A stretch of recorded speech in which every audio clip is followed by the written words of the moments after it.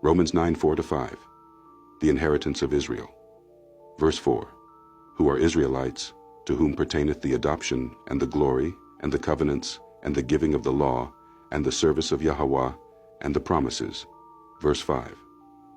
Whose are the fathers, and of whom as concerning the flesh Yahweh Shai came, who is over all, Yahweh blessed forever. Amen. Paul's declaration of Israel's exclusive covenant. In these verses, Paul explicitly outlines that all the blessings and promises of Scripture belong solely to Israel. Contrary to the false doctrine of universalism, Paul makes it clear that the covenants, the adoption, the law, and even the coming of Yahweh Shai are for the Israelites alone. Breaking down the passage 1. Who are Israelites? The exclusive recipients of the covenant.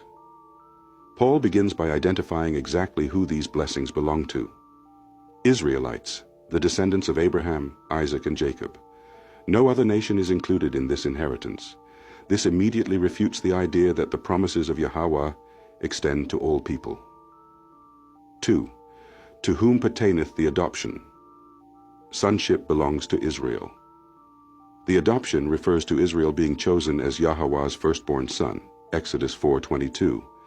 This does not refer to non-Israelites being adopted into the covenant, as modern Christianity falsely claims.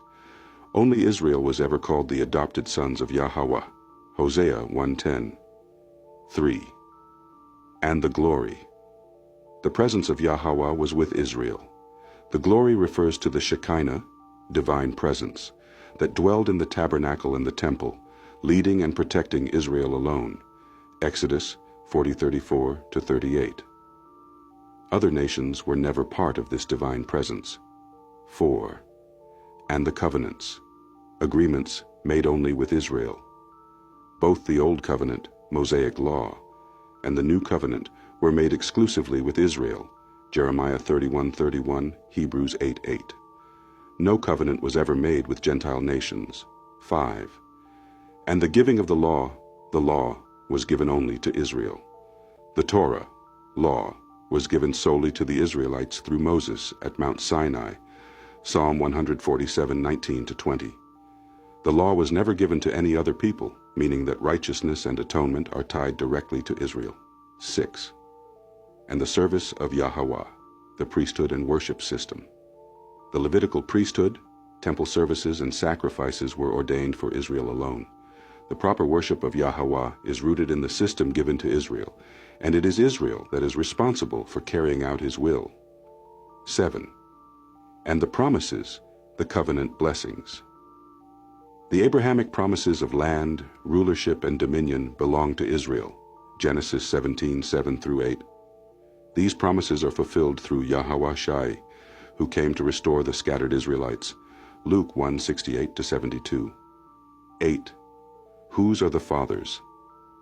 The patriarchs of Israel. The lineage of faith runs through Abraham, Isaac, and Jacob. The promises were passed down only to their descendants, Genesis 28:13-14. 9. And of whom as concerning the flesh Yahweh Shai came. This is one of the most critical statements. Yahweh Shai came according to the flesh from the lineage of Israel, Matthew 1:21. He was sent only to the lost sheep of Israel, Matthew 15:24, proving that his mission was to redeem his people, not all mankind. Conclusion. The inheritance of Israel is non-transferable. Paul's words in Romans 9:4-5 make it undeniably clear that everything, the adoption, the covenants, the law, the service, the promises, and even Yahweh Shai himself, belongs exclusively to Israel. These verses destroy the false doctrine that salvation is universal. The scattered Israelites, those who were cast away and counted among the Gentiles, are the ones being called back to their inheritance through Yahweh Shai. Yahweh's plan has never included other nations. He is fulfilling his promises to the descendants of Jacob alone. For the chosen of the Most High, who need to study to show themselves approved unto the Messiah, sign up at schooloftheLostTribes.teachable.com.